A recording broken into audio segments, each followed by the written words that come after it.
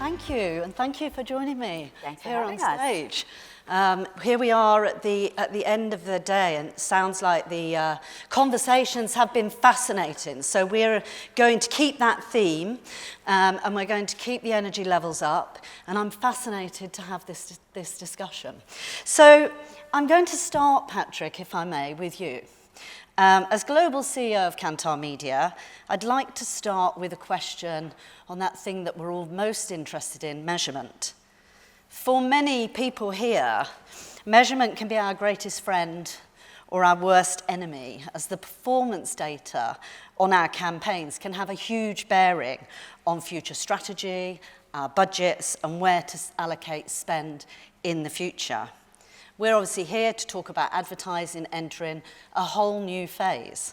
What does that new phase look like in terms of measurement? Friend or foe?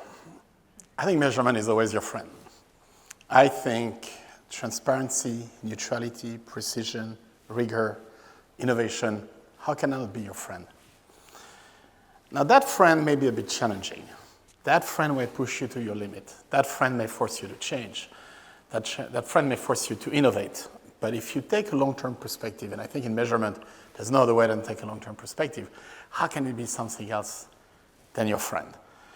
Now, we're in the UK, and you guys know I'm French, feeling incredibly privileged to be here. This is the most prominent conference in media and telecom. But there's one thing about the UK that's important to put it on the map. It's at the forefront of innovation and measurement, and not just on one, but multiple fronts, right? BARB, which is the measurement service for television and digital, is the most advanced joint industry committee probably on the planet, right? The fusion of linear data and BVOD data through Dovetail and C-Flight that I had the privilege of creating and launching when I was at Sky. The fact that BARB now includes Netflix and Amazon, and hopefully in the future, more platforms, including Google and YouTube. The fact that the UK is the home of the most advanced cross-platform validation tool for advertisers and agencies, Origin, and that's driven by the foresight and the forward thinking of ISBA and Google and Meta and Amazon and TikTok, by the way. So you put that in the blender, I think that puts the UK in a very, very unique innovation position in terms of innovation. Now, we operate in over 60 countries. There's other places where there's great innovation, Brazil, for instance, where we're launching the first cross-platform planning, so really investment planning tool between television data and Google in the process. But I think what that opens up, and no pun intended, is it's a brand new territory for brand advertising. Because suddenly that whole point about, that whole 50% thingy, well, you have a mathematical answer potentially to that, because you've got the ability to plan, measure, validate on a cross-platform basis. And there's a mathematical answer to that problem. How can that be a good thing? By putting the tools back in the hand of the people that are ultimately buying it and creating it, which is advertisers and agencies. So frenemy, maybe frenemy. Friend. Okay, thank you. So now really to you, Delia and Debbie, we can't really ever talk about entering a new phase without talking about how generative AI is impacting the industry. AI is a big bet both for Google and Meta, and given the proportion of the market that your two companies make up, you could argue that the success of AI-powered or AI-generated content and campaigns on each of your platforms could actually define how technology grows in the advertising sector as a whole. If I may, I'll start with you, Delia. Can you share with us some details about Meta's AI and generative AI solutions for advertisers and how you're seeing them being used? So AI, I believe we talked about it a lot today, and it's definitely having its moment, particularly over the last 2 years. And it's always been in our DNA since we launched a newsfeed in 2006. So today, it's hardly possible to find any product or solution that doesn't leverage AI. It's everything from our apps to our integrity systems to our ad systems and how we build the metaverse as well. So I'll start with the industry. I believe the biggest impact that we are having on the industry is building open source foundational models. And we launched Llama 2, and recently Llama 3. And developers, startups, businesses use these models to solve for their business purposes. And that's the biggest way how we deliver impact across the industries and democratize AI. And on the user side, we recently launched Meta AI, which is super exciting. So it's the new virtual assistant, and we are embedding Meta AI in the apps. So Facebook, Instagram, WhatsApp, Messenger will all operate with a virtual assistant. So you'll be able to do queries and get recommendations without having to leave the app. And it just increases the user experience in terms of how efficient those interactions are going to be. But when we come to the advertisers, which is your initial question, we do this in 3 ways. So we invest heavily in AI in our ad stack, which we always used to leverage for ranking, but now we are focusing on business performance. So we do it either through removing steps from the way, so making it easier for the advertisers to manage campaigns. We automate that entire process, or we empower them with new creative tools. Because creative diversification, we know is very important, but it's a huge challenge for the advertisers to produce so much. So that's one way. I would say a new way, particularly over the last 2 years or so, Reels have been on the growth, and it is now half of the time spent on Instagram, and that's giving businesses a new audience, a new language to reach to different segments, different audiences, and it's shared like more than 2 billion times watched per day. So that's massive, and that's a huge platform to leverage. And 3/4 of our advertisers are using this platform, this surface now. And lastly, it's business messaging. A couple of years ago, it was a big hype. Also, Matt mentioned as well. Everybody wanted to do a chatbot. Probably it was too early. AI wasn't there. Now with the rise of large language models and integrating those into business messaging, that's a huge opportunity for businesses to interact with their customers or use the foundational models to integrate and train with their data for their specific use cases and upsell, cross-sell. These opportunities exist for the players in the market. Amazing stats. And coming back to Patrick's point, actually the ability to measure what's really working in the moment and apply that. It's very important, yeah. To drive even more increased performance. And so, Debbie, coming to you from the Google side, you've got your consumer-facing products like Gemini, but could you talk to us a little bit about how Google's AI and generative AI solutions for advertisers, and how are they being used? Yes, absolutely.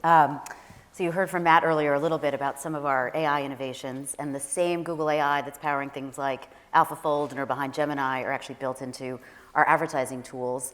And they have been with us, I think, as we've all been saying now for a while now. AI is really powering so many of the tools that we are using, Smart Compose or how you do spam checks and all those sorts of things. So we have been optimizing campaigns for advertisers for a number of years using artificial intelligence.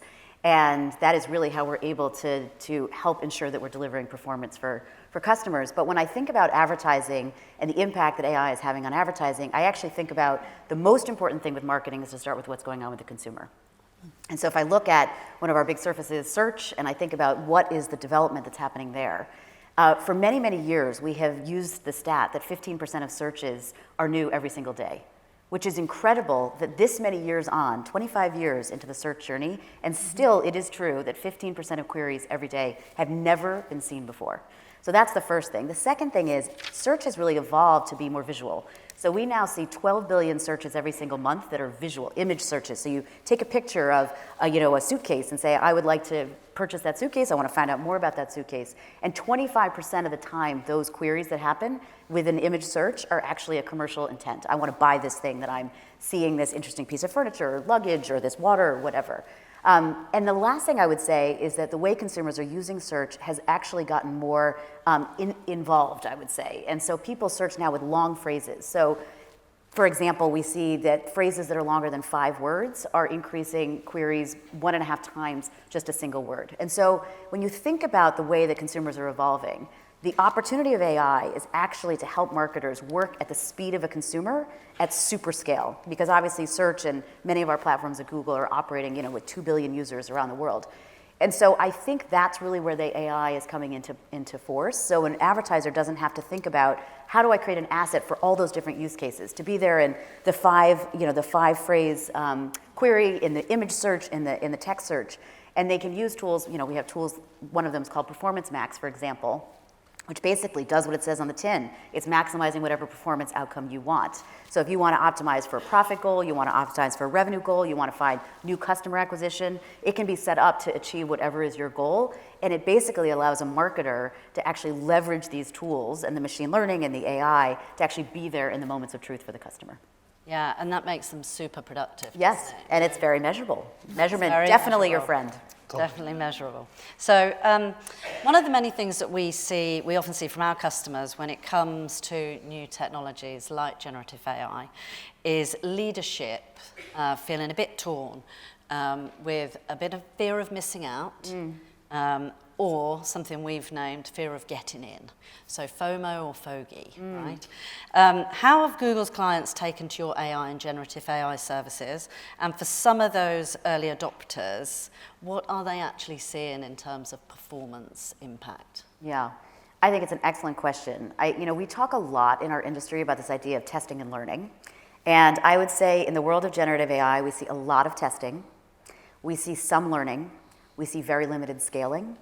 And I would say the biggest opportunity we see is to have a framework, and this comes back to measurement, where you can test, learn, and then scale. So setting up your KPI and your goal, what am I trying to achieve with this experiment? And exactly this sort of, I gotta get involved, AI is happening right now, but having really a program where you're gonna test, learn, and scale, I think is absolutely critical. And I think the thing I would add to your comment about what we hear a lot is there is a lot of worry about AI. I mean, I'd be curious if we put up a show of hands, how many people think about how their jobs may be changed personally by the advent of AI? And I don't know if we can do that now, but we're trying to keep it interactive. We're the last panel of the day. So hands up if you think your role is going to be changed by the advent of AI. So a few hands, a lot of hands, okay. And so I think, sometimes I hear a lot of fear from people. What does this mean for me? What should my kids be studying in school? Sort of these kind of questions. And I guess my big advice to people is that I really see AI as augmenting a lot of the things that we're doing. And so marketers being afraid of AI taking their job is not the frame I would use. I would actually think about the fact that you're competing with a marketer who's using AI better than you are. And so it's getting smart on these tools, figuring out how we use them in our own lives even, as well as in our businesses, I think is the key action I would encourage. Yeah, I'd agree with that. I mean, certainly at Adobe, we talk about generative AI needs to come out of the playground and into productivity. Yes. Right? So that you can scale and you can test these things.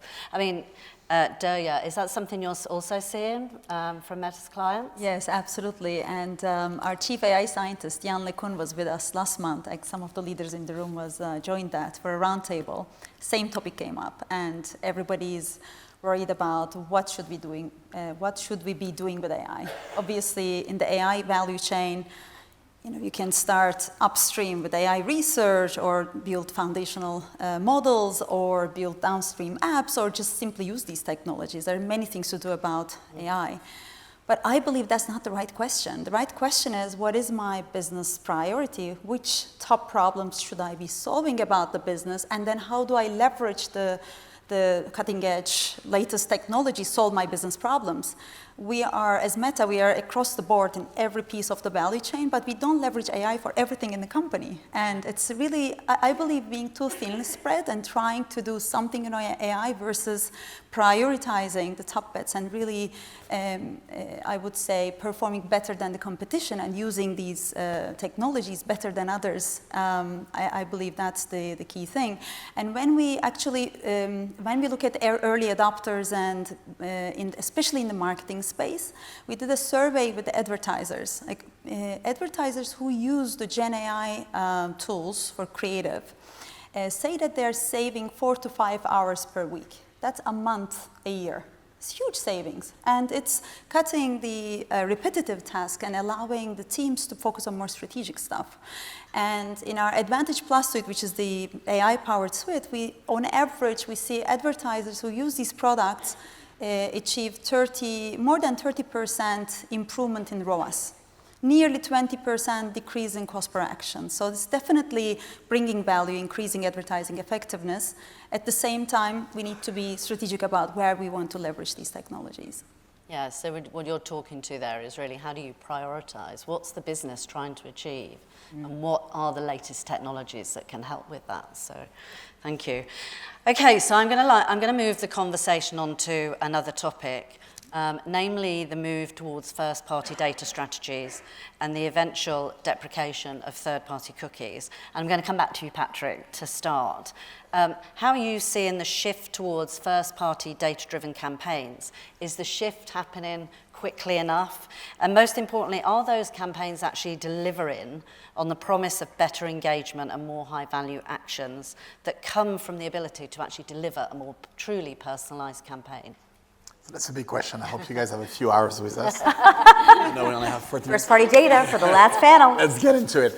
I'll let Debbie talk about the cookies deprecation, but let me try to paint a bit of a bright future around that, which is, I think the fusion of single truth, single source panel with first-party data opens up a new world of opportunity, both for brand advertising and performance advertising.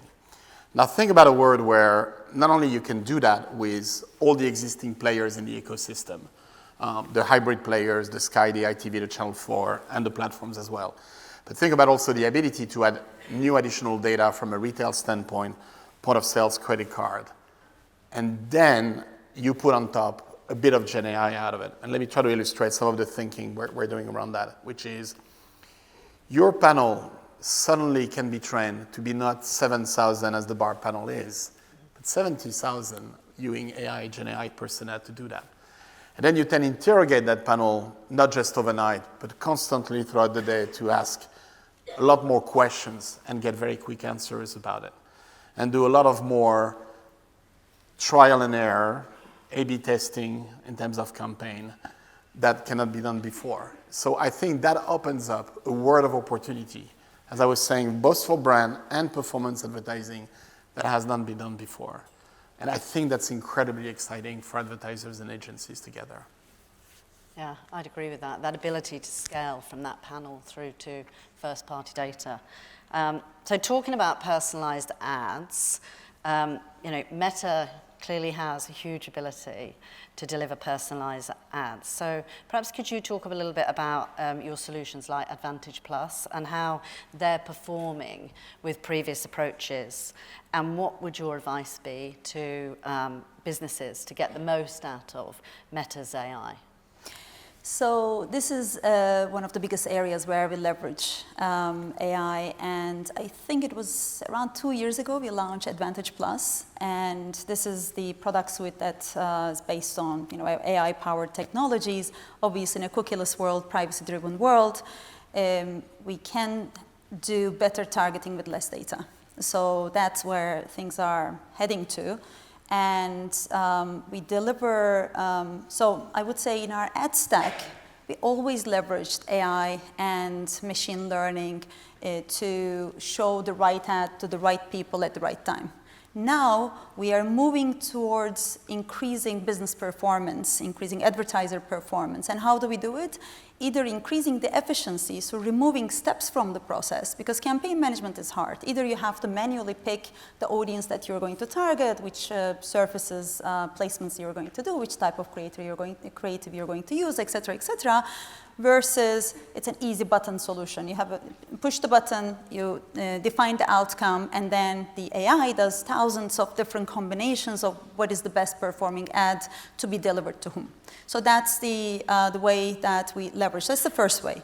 The second way is that we have seen, and most advertisers know, that creative diversification increases performance, but it's such a difficult process, an expensive process to produce new creatives. That's why we introduced the Gen AI creative product suite, the features within our ads manager, so that we started with simple things such as text variation and image expansion and background change. For example, one ad might have a red background, the other one would have blue, and certain audiences might act differently to those changes, and it increases the campaign performance. Recently, we launched full text and image variation. So basically, AI takes your original ad set, it could be the creative or the text, and based on your brand tone of voice, it creates completely different creatives. So this is super exciting, and we believe that we started rolling it out around the world, and we believe that it's going to fundamentally shift both the performance and the efficiency, particularly in the creative process for the advertisers. And indeed the scalability of that creative Absolutely. process. Okay, so Debbie, we'll come to you then. So we've just talked, cookie deprecation has been pushed back quite a few times now, most recently because the industry isn't prepared enough for life after cookies. What would you say that brands, advertisers, agencies, and the wider ecosystem need to do to catch up and to be ready? Yeah. So I'm going to take this back briefly to the consumer, because I think the consumer is really where this starts. And I think that it's very clear that consumers' expectations around privacy have increased dramatically. And I think meeting consumers' expectation on privacy as well as regulators' expectation on privacy is really essential for everyone in the advertising industry. We see that trust scores among brands that are actually doing the right thing when it comes to how their websites are set up, how they're using data, how consumers understand the way their advertisers are using their data is really a game changer for those advertisers in terms of increases in interest in continuing to do business with those customers. So starting from that point, we obviously take this incredibly seriously. A lot of platforms have been making changes around how cookies and how sort of personal identifiers have been working across the last number of years. We are working actively with the entire ecosystem to make sure we are helping the industry make these transitions. There's really three key things that I think we all need to be getting our heads around and starting to work on today. The first is absolutely first-party data, making sure we have our first-party data organized in a private, secure manner, and that it's able to be used. I think actually this is relevant for AI as well, so the value of first-party data never been more important. I would say the second thing is leveraging the power of machine learning and AI to actually do more modeled-based understanding of the impact, and I think connecting the dots, sort of like what Patrick was describing, is really going to be a key part of how we think about measuring the outcomes that we've been able to deliver, so we're going to rely on AI and modeling. And the third thing I would say is that working with partners like Google, but others obviously, around techniques that we're developing like Privacy Sandbox, where people can bring their data, that they can understand the impact that advertising is having across different publishers and across different use cases that they've made. So those are sort of the three kind of key recommendations we'd have. Thank you. And I think all great tips for our audience. We are almost at time for the session, and we have covered quite a lot of ground. I'm sure there must be some questions from the audience. I can't see a thing actually, but I believe there are some roaming mics around. If I can encourage people to not be shy at this end of the day. I can't tell if people back there on the far left. Okay. Thank you. Hi, Nick Sieber from Deloitte Internet Regulation Team. I guess a question which a lot of folks are thinking about is the risk that AI kind of has the Ouroboros effect, where it's like the snail which eats its own, the snake which eats its own tail. That you have this poisoning effect where AI starts bringing more AI content into its own learning, and you end up with lots and lots of AI content kind of feeding on itself.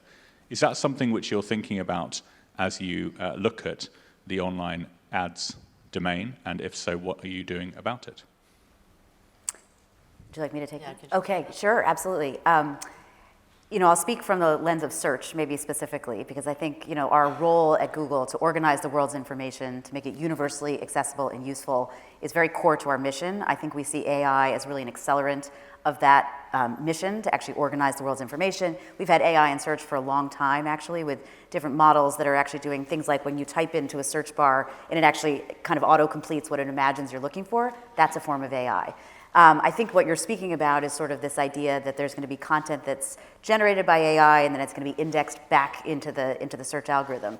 And I'd say we are hyper aware of people's concern about this, and also our responsibility to basically deliver quality content back to the consumer when they're asking a query into their search bar. So yes, absolutely, this is paramount to kind of what we're thinking about as we think about the future of the web. I would also say that Google is incredibly committed to the success of the open web. We are incredibly grateful for the ecosystem that exists around the web, and we are going to do our part to make sure that it remains a healthy, thriving ecosystem. And I think part of that is making sure that quality content actually is able to be indexed and found by consumers when they're looking for it. Thank you. Any other questions? Anyone? Can't see anyone. Oh, one at the front here. Sorry. Our host. Yeah.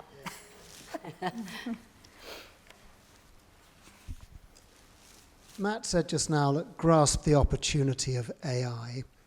And I'd like to just have a little bit of a view from each of you on the panel of the revenue upside growth opportunity. So what's coming through the AI on the growth agenda? And we've touched on it in different panels throughout the day. Where do you see the return in a pithy response? Yeah, I love the question. I mean, so this is what I would say about AI and why it comes up all the time is it's general purpose technology. So it can be applied in lots of different ways. So I think what Daria said is spot on. The number one task of a business leader is to identify what are the drivers of growth and cost in their business. And AI actually can be applied to any growth opportunity and any expense line. And so that's, I think, why you hear it referenced over and over again across all these panels, as well as creating the extraordinary scientific breakthroughs. It sort of can do all these things for businesses as well. And so I think business leaders organizing themselves to say, what are those drivers? How do I get some experiments going so that I can learn and then test and then scale so that I can get behind these things? And if I was to identify what are the most common use cases that I'm finding, I would say it is...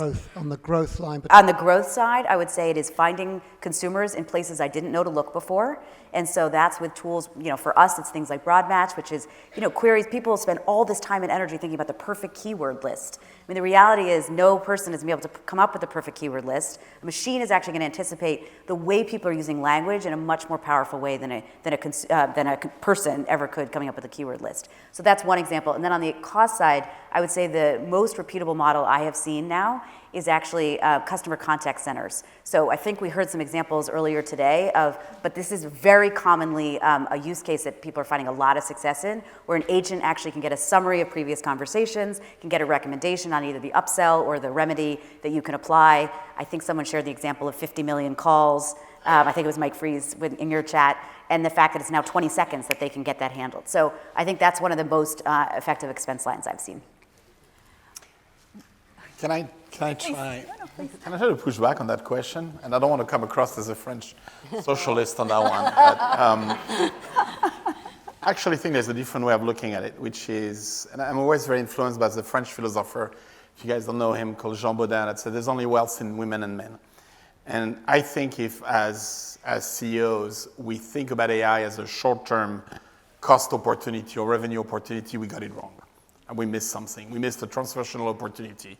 And I think it starts with how do we use AI and Gen AI to increase the talent pool and bring more diversity in that talent pool. That includes the way we hire, recruit, the way we train, and the way we retrain when people reach a certain age, a certain level of experience and leadership into that.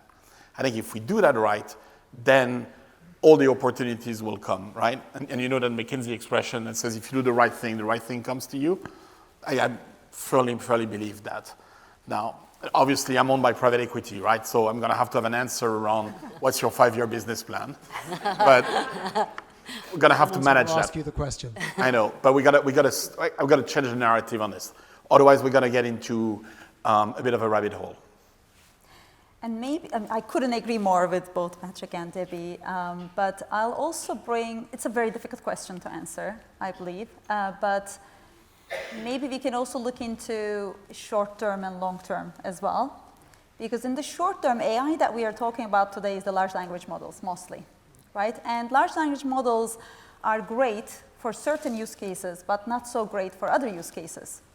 And they're working in an autoregressive way, and we know that they hallucinate. They cannot be leveraged in use cases that requires a lot of precision.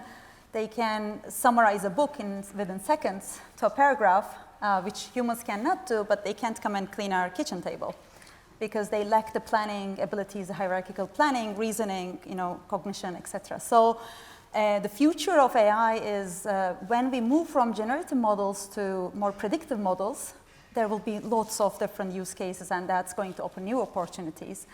At the moment, when we look at the short term, I believe the companies that will stand the test of time are the ones, as you said, are going to be the companies who are disrupting, not afraid of disrupting themselves, test and learn and optimize, and give the AI the degree of freedom to find the audiences, to do the job. Because we see that when you try to over-specify, we don't see results. And we just need to be open to that test and learn and optimize mindset, I believe. Thank you. And I think that's a great note for us to end on. So thank you again to our panelists. Thank you. Thank you.